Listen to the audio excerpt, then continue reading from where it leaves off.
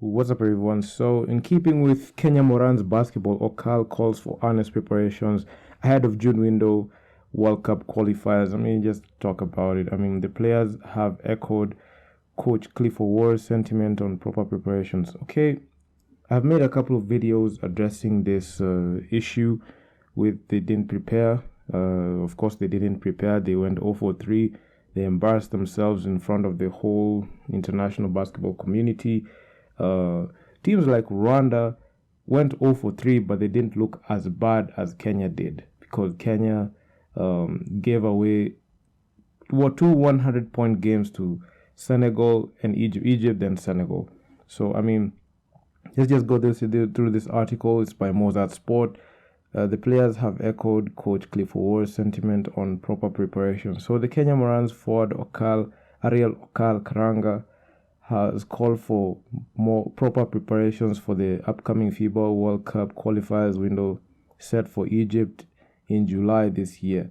Kenya lost all their matches in the opening window held in Senegal last month, suffering heavy defeats 105-51 to Egypt and 155 to Senegal, and almost going toe-to-toe with Democratic Republic of Congo, but still lost 66-56, which validates my predictions because I predicted that Kenya were going to go 0 for 3 with this squad right here. All these people are old. Griffin the guy is old. Ariel Okal, even the guy who's asking, is old. Jolowich is old. Valbuza is old. Victor Busiri, Eric Butoro, all of these guys. Sir Joseph Gamba, he retired. All of these guys are old and they are not a representation of the best players in Kenya, just to throw it out there. However, the lanky forward believes that Kenya still stands a chance of making the World Cup if and only if they prepare adequately for the upcoming window. Okay, so this is just he's just trying to look for a silver lining, but there is no silver lining. If you look at it, Kenya went 0 for 3, and the guy who thinks that we have a chance, this is a man who averaged 3.5 points on 33% shooting from the field, and he averaged 5 personal fouls. He actually averaged 5 personal fouls more than points, and he had a negative net plus minus of -26. He was the least effective player on the court. Despite playing 2 games, this guy, he played 19 points and he only was able to score 3.5 points and 2 rebounds. He averaged more personal fouls than points and even rebounds. So this is the guy who actually thinks that Kenya still has a chance in winning or even winning a spot in the FIBA World Cup. Honestly, there is no way Kenya is going to beat a team like Congo DR again. Remember, Congo DR beat Kenya in the FIBA AfroCan in 2019. Egypt is the home of the Zamalek champions, although they didn't even put up that squad, because if they did, Kenya will have lost by even 60-70 points. Kenya lost to a team B on Egypt. And Senegal, Senegal owns Kenya in every sport. Football, basketball, just to mention a few. If you think that Kenya has a chance, bro, you're lying to yourself. Kenya is going to go 0 for 6, based solely on the performance of what they showed. Well, we feel our preparations were not done the right way because many of their players, including myself, joined the camp later, as many of the leagues are still on. That's no excuse. If you knew, you would have stepped down and given your opportunity to another person who was available. However, in July, the situation will be different because many leagues will have been concluded, thus giving enough room for us to hit camp and early preparations for a successful outing in Cairo. So he is quoted as saying to Citizen Digital. So unfortunately for this guy, he actually thinks that things will get better if the leagues conclude. When the league concludes, every team will be gearing up for that slot. Kenya is 0 for 3. All the other guys in our group are 2-1, 2-1. They've won 2 wins, 1 loss. 2 wins, 1 loss. Both Senegal, Egypt, and Congo DR. Those are the guys to look forward to. Kenya is just a resume builder team and is not going to do anything significant based on the performance solely. So as much as he can try to come in here and try to tell you that Kenya has a chance, He's plainly lying to you, and it's a blatant. It's actually it's actually a blatant way of trying to control the narrative, and we are not controlling the narrative here because we know what you did. You embarrassed Kenya 3 times. You played 2 games, only got 3.5 points and 2 rebounds and averaged 5 personal fouls. So you did virtually nothing in that game. In those games that you played, the team that traveled to Senegal has 7 local-based players and 5 foreign-based ones, with the foreign-based ones linking up with the team directly in Dakar from their respective clubs. You see, you cannot fix chemistry in hours. So 7 local-based players and 5 foreign ones. This isn't 2K where you can just plug in the best players and you expect it to mesh. The chemistry and fit has to be there. So you trying to say that you still have a chance and you're going to replicate the same, based on the stats, you are not going to win. And the thing is, even you can try to lie to us all you want, but we know for sure you will do the same thing and come out the same way. You'll not make any changes. You fire the Kenya Basketball Federation, fired the best coach that Kenya had in Coach Liz Mills. You see, she is succeeding with the Saleh team. In a span of 5 games, she won 3 games. In a span of 7 games that she coached the Kenya Morans, she only won 2 games. So that goes to show you that she was an elite coach. The only problem is she was given spare parts to work with. And you, my friend, who's talking to us about the Kenya Morans here, you are a spare part in the team. And there's nothing, absolutely nothing, that you can do about it other than step down and give your slot to a younger person who can play. Okal feels that arrangement did not service the team. Nothing that there is a likelihood that fatigue affected the performance of the Morans. Fatigue affected you guys. Guys were flying into Dakar, jet lagged, and they couldn't play. And has now called for earnest preparations. So, as much as you can keep trying to make excuses, the person you can't lie to is the FIBA World Cup. We don't care about your jet lag. We don't care about your lack of preparation.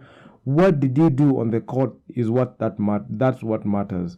You can't say that just because you lost, you can just come to us and tell FIBA, we lost because our players, we didn't prepare enough. We didn't do this. It's like going to an examination room, failing that exam and going to the school. You'll be like, the reason why I failed is because I didn't prepare. You knew that you had an exam. You knew that you had a FIBA World Cup qualifier to play.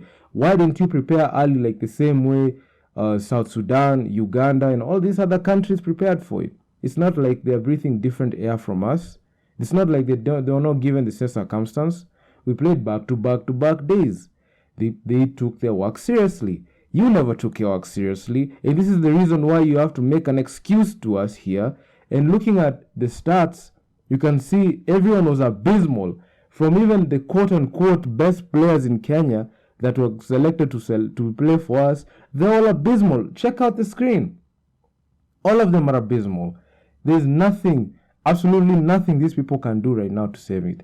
So he added, fatigue played a huge part due to the late arrivals. So this is not a league issue. This is not a FIBA World Cup issue. This is a federation issue, and this is a team issue. So you solve team issues before bringing it to us. You don't go solve this issue, because this is the same script that they're using and they're running on. They kept saying late preparations. That's the reason why they lost in the AfroBasket. There is more to winning than just joining camp and lining up on the court, and I feel we must have everything at the right place in the next window. There's nothing that you're going to do. You're just going to continue replicating the same performance. I expect nothing less. Actually, right now, I have lowered all my expectations. You only know how to qualify. While other teams challenge for troubles and make sure that they go out there to contend, Kenya is just happy to just qualify for any tournament. So the only biggest trophy that they won, or the biggest position that they won, was a FIBA African. I mean, that's great. If you're a low-tier team like Somalia, Burundi, Eritrea, but not a team like Kenya. Kenya was a powerhouse. It was ahead of teams like Uganda, South Sudan, Tanzania. But now the state of basketball in Kenya is just deteriorating every single minute. Even if you try to look at how this Kenya Morans team fared with the other teams, the teams that they played with, especially the teams that they played with in this FIBA World Cup. I mean, Congo DR, the only stats that Kenya won was free throw, steals, fast break points, points from the bench. I mean, it wasn't okay. This game was decided by 10 points, but I mean, you can see all the major statistical categories. Congo DR checked them all. Then when you look at a team like Egypt virtually beat us. Okay, we only won the free throws, but you didn't go to the line as much. Egypt went to the line as much, so even them scoring 50% from the line, it was great for them. In the steals, it was a close matchup. In the fast break points, we didn't do anything. This game ended with us giving Egypt conceding 105 points. When you look at Senegal just picked up where they left off in the FIBA Afrobasket qualifiers, where they beat us in the first game. They beat us in a blowout. The second one, they continued the same. And when we were grouped together with them in this run, it was just easy work. So they scored 100 points. Not many teams hit 100. And Egypt and Senegal managed to pull that off in this window. Okay, a team like Rwanda looked bad in this qualifiers. They went 0-3. But it didn't look as bad. Actually, we looked worse because of what we did there. So, I mean, what this guy is saying here is hogwash. They're not going to do any preparations. They don't even have the energy or even the testicular fortitude to even contend with any of these teams that are here. So, unfortunately, the expectations have been lowered. I don't expect them to do anything significant. All they can just bank on is the Talongwe shot that they hit on Angola to qualify for the Afrobasket. That's the only highlight. Even when they qualified for the Afrobasket, they did absolutely nothing. They beat a team that was coming off a loss in Mali. That's the only team that they beat. And to add insult to injury, the team that was beneath us in South Sudan eliminated us in the Afrobasket. So that goes to show you the way the basketball scene in the national team has embarrassed us. It has embarrassed our country. It has left us as the laughing stocks in the whole world, because these games are televised everywhere.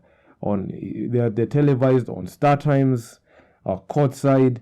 Even it was on YouTube. Even, oh my God. I mean, then this guy comes and says lack of preparation, excuses after excuses. And this guy who's citing excuses did virtually nothing in that game. The only thing that he contributed was fouling, and he averaged 5 fouls.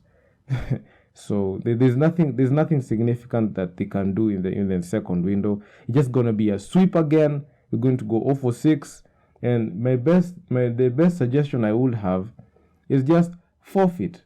Just say, yo, you guys, the top 3, DR Congo, Senegal, Egypt, y'all guys just go ahead with ours, because I mean, we're just going to replicate the same performance. There's no middle way. The same performance that you saw is the same performance that is going to be there at June. There's nothing going to change. Actually, we're going to be worse, because all the teams will be at full strength. The way this guy said, like most teams, the leagues will have concluded. So all these guys will be gearing up for that, because that will be the main tournament that they're going into. So Kenya, in a nutshell, didn't know what they're going into. They just know how to qualify, and it's reflecting poorly on them, because the more they lose and other teams keep succeeding, the more bad we look. So yeah, I mean, that's all I have to say.